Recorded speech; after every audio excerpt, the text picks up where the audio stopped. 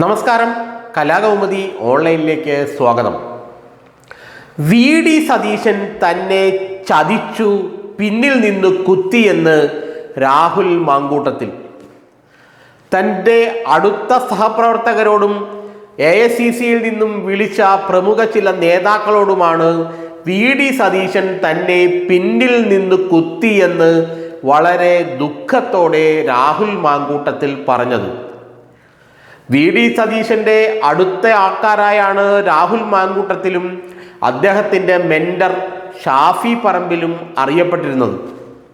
എന്നാൽ തനിക്കെതിരെ ആരോപണമുണ്ടായപ്പോൾ സംരക്ഷിക്കാൻ VD സതീശൻ ശ്രമിച്ചില്ല എന്നു മാത്രമല്ല, തന്നെ പിന്നിൽ നിന്നും കുത്തി വീഴ്ത്തുകയാണ് ചെയ്തതെന്നാണ് രാഹുൽ മാങ്കൂട്ടത്തിൽ വളരെ ദുഃഖത്തോടെ തന്നെ വിളിച്ച കോൺഗ്രസ് നേതാക്കളോടൊക്കെ പറയുന്നത്. AICCയിലെ കേരളത്തിൻ്റെ ചുമതലയുള്ള നേതാക്കളോടും ഇതേ വികാരം തന്നെയാണ് രാഹുൽ മാങ്കൂട്ടത്തിൽ പങ്കുവച്ചത്. VD സതീശൻ ഒരു ഉറച്ച നിലപാടെടുത്തിരുന്നെങ്കിൽ തനിക്ക് ഈ ഗതി വരില്ലായിരുന്നു എന്നാണ് അദ്ദേഹം പറയുന്നത്. വാലും തുമ്പുമില്ലാത്ത ആരോപണങ്ങളാണ് തനിക്കെതിരെ ഉയർന്നത്. ആരാണ് പരാതിക്കാരി, ആരാണ് ഇര, ഇതൊന്നും ആർക്കും അറിയില്ല. ഇതുവരെ ഇതൊന്നും പുറത്തു വന്നിട്ടുമില്ല. പോലീസിന് പോലും കേസെടുക്കാൻ വളരെ ബുദ്ധിമുട്ടുണ്ടാകുന്നു. ആ അവസ്ഥയിൽ തന്നെ സംരക്ഷിക്കേണ്ടതിന് പകരം പിന്നിൽ നിന്ന് കുത്തിവീഴ്ത്താനാണ് VD സതീശൻ ശ്രമിച്ചതെന്നാണ് രാഹുൽ മാങ്കൂട്ടത്തിൽ പറയുന്നത്.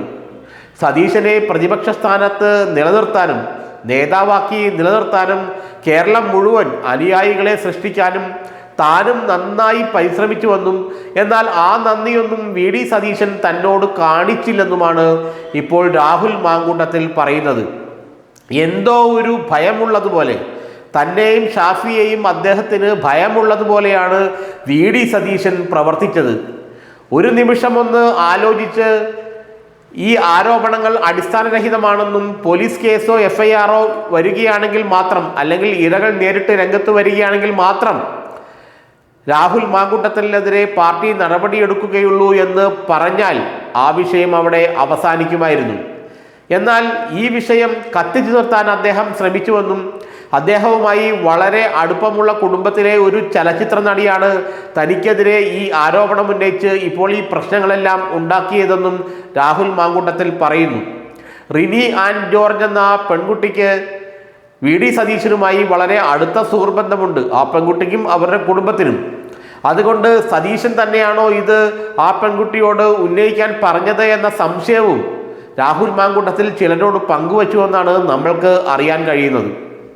ഏതായാലും സതീശൻ തന്നെ പിന്നിൽ നിന്ന് കുത്തി വീഴ്ത്തി നന്ദികേട് കാണിച്ചു എന്നാണ് രാഹുൽ മാങ്കൂട്ടത്തിൽ പറയുന്നത്. ഷാഫി പറമ്പിലിനോടുള്ള ദേഷ്യം തന്നെ വീഴ്ത്തി തീർക്കുകയായിരുന്നത്രേ VD സതീശൻ. അതുകൊണ്ട് സതീശനെ ഇനി ഒരു കോൺഗ്രസ്സുകാരനും വിശ്വസിക്കരുതെന്നാണ് രാഹുൽ മാങ്കൂട്ടത്തിൽ പറയുന്നത്. വലിയ തിരിച്ചടി തനിക്ക് ഇതുമൂലമുണ്ടായെന്നും ഇനി രാഷ്ട്രീയ ഭാവി ഉണ്ടാകില്ലെന്നുമാണ് രാഹുൽ മാങ്കൂട്ടത്തിൽ സങ്കടത്തോടെ പറഞ്ഞതത്രേ.